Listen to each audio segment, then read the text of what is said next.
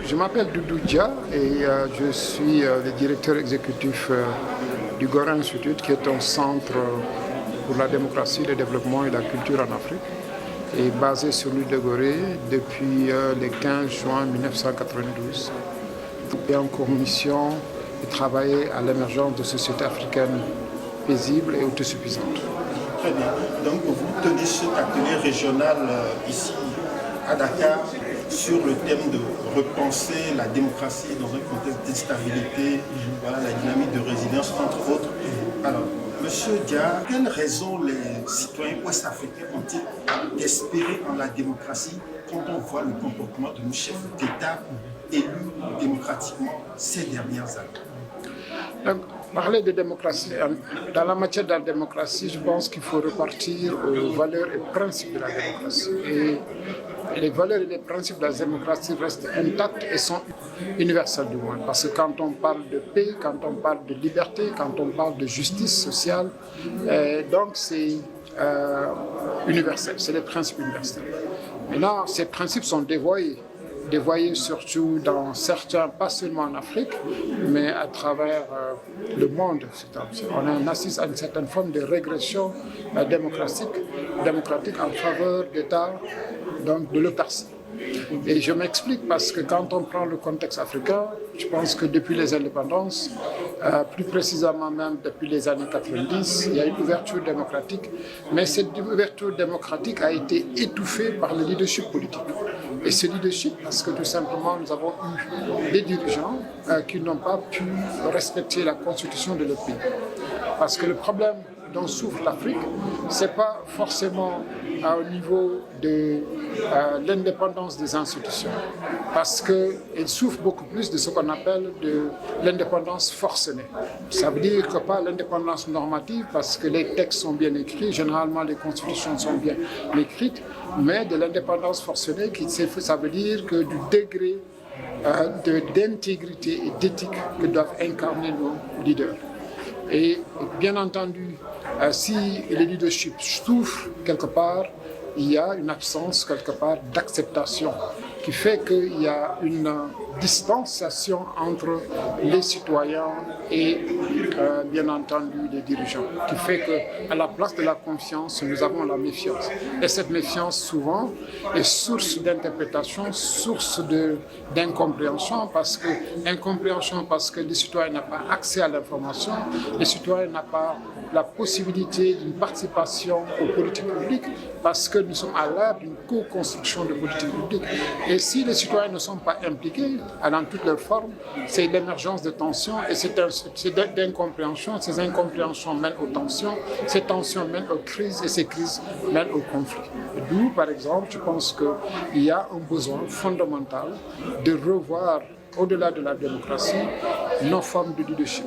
Parce que bien entendu, quand on regarde, on a eu, dans les années 2000, on dit que nous avons eu des grands leaders.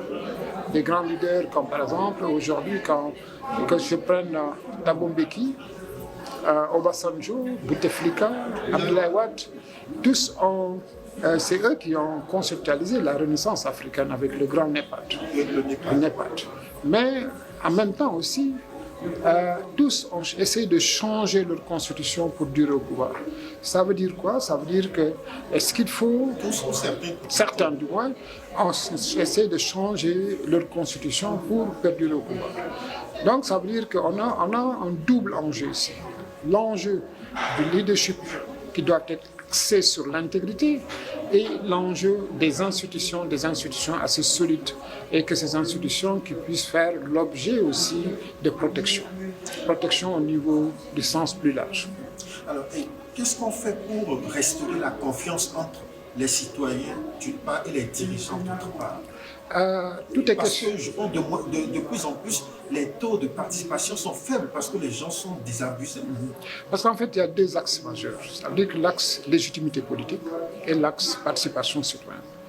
Et qui confère la légitimité politique, c'est les citoyens. Les citoyens à travers le vote, à travers la nomination, etc. Donc, qu'on puisse considérer le citoyen comme l'actionnaire principal. Donc, l'actionnaire principal. Le deuxième axe, c'est la participation citoyenne.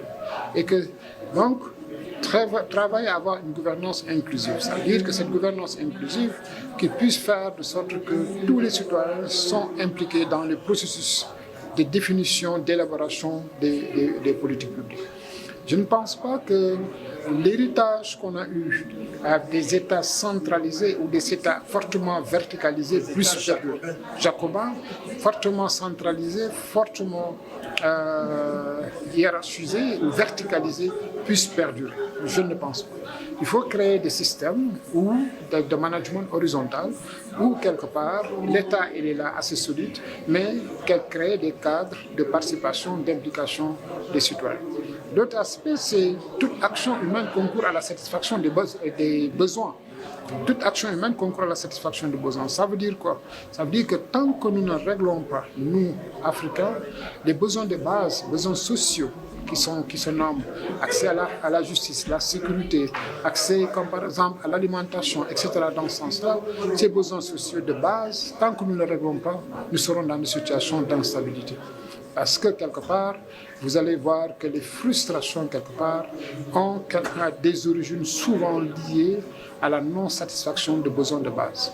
Donc le travail, ces États doivent, au-delà de l'économie du développement, travailler sur l'économie du bien-être des populations.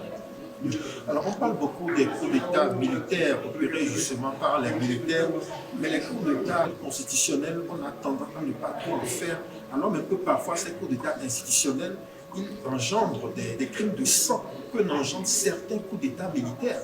Absolument. On l'observe en Guinée, en Côte d'Ivoire, récemment les présidents qui ont modifié les constitutions, notamment doit partir dans quelques semaines, déjà tout mélangé. Ça, on en parle très peu.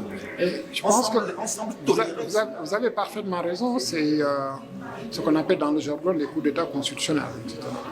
Parce que soit par des modifications des règles du jeu, des modifications de la Constitution, etc., soit pour perdurer au pouvoir, soit dans le mode de dévolution du pouvoir, puis dans le mode de désignation et d'élection. Donc ça veut dire quoi? Ça devrait être une opportunité historique pour notre institution régionale qui est la CEDEAO, pour pouvoir asseoir son leadership. Et je pense que c'est là où beaucoup d'États ont violé le protocole de la CEDEAO sur les élections, la gouvernance, la bonne gouvernance. Et au-delà du protocole, ils ont même violé la charte africaine pour la démocratie, les élections et la gouvernance. Parce que c'est une charte qui est là, adoptée en 2007, entrée en vigueur en 2012 et qui concerne les 54 pays. Et je pense que donc ça, c'est l'interrogation. Je pense que on s'interroge maintenant donc, sur la capacité de nos organisations régionales et continentales à influer positivement et donc, ou à mettre pression sur nos États pour le respect des normes juridiques, pour le respect des instruments juridiques qui ont eu à ratifier. Donc c'est là où je pense que l'enjeu majeur, ça se joue. Parce que tant qu'on laisse les États dans chacun en solo, ça veut dire que quelque part, il y a possibilité aussi parfois de modifications constitutionnelles en faveur de ceux qui sont au pouvoir. Je pense que de moins en moins, on a également peu de confiance en ces institutions-là, la CEDEAO, l'Union africaine.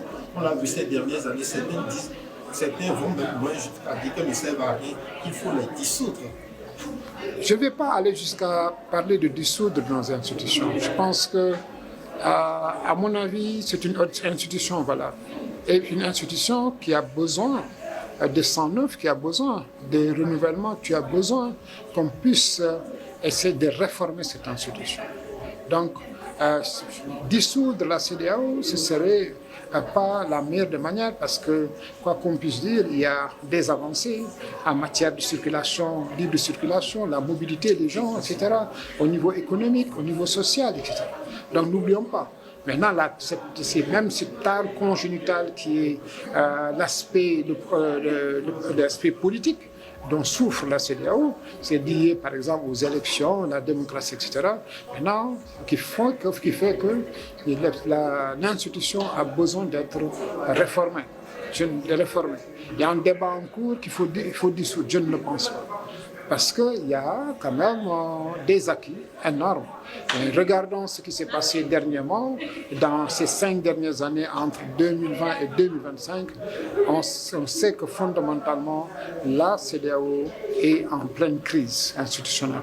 Et cette pleine crise institutionnelle, donc, ça veut dire qu'il a besoin donc, que cette crise soit quelque part résolue à travers des réformes profondes de la CEDEAO.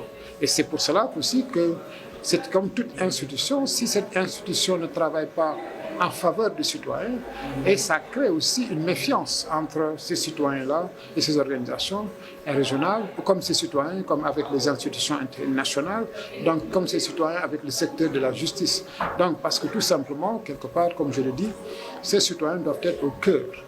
Parce que ces citoyens, encore une fois, si on était dans une entreprise, le citoyen est l'actionnaire principal. Donc, que la CEDEAO, que nos États puissent se dire qu'ils doivent être les serviteurs de l'État. Donc, c'est un peu ça. Donc, il faut peut-être travailler, réformer en profondeur l'institution régionale qui est la CEDEAO.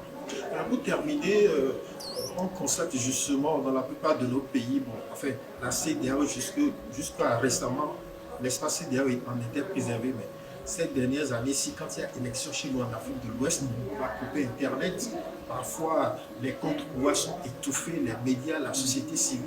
Alors, tout ça rassemblé, parfois on se demande, est-ce qu'on n'a pas raison d'avoir un coup de foudre pour les États membres de l'AES? Coup de foudre, je ne pense pas. Ça veut dire qu'aujourd'hui, on a une sphère qui s'appelle Afrique de l'Ouest, et dans cette sphère avec l'Afrique de l'Ouest, avec ses crises. Parce que si on dit on est pro-AES ou pro-CEDEAO, comme par exemple, ou pro-pays, aucun État ne peut vivre en autarcie. Et l'autarcie est impossible et n'est pas souhaitable. Et je pense que nous, en tant qu'État africain, sur la sphère mondiale, pour pouvoir peser, donc nous ne pouvons être un poids lourd que dans l'Union. Je ne pense qu'aucun État ne peut pas aller seul.